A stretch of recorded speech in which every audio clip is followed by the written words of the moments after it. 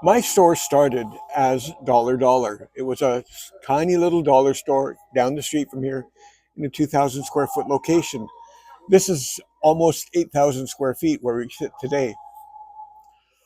Initially, my store in Williams Lake was just so good. It was like Christmas sales every day. We had 6 staff members. We would have pallets of inventory lined up on the sidewalk because we only had one door and all the inventory had to come through that door, the same door the customers would come in.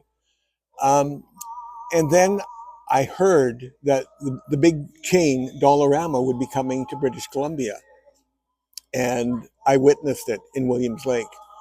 My store was doing really well on the Friday before Dollarama opened.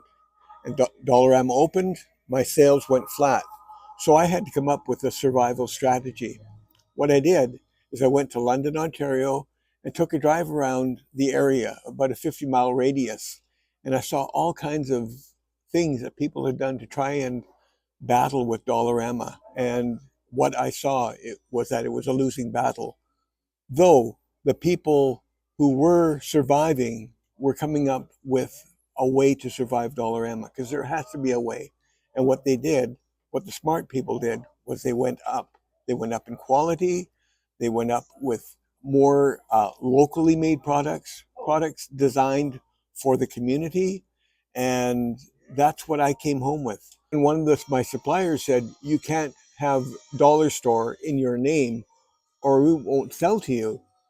And so we did a brainstorming session trying to come up with a name for the store. Our store name at that time was Dollar Dollar, a perfect name.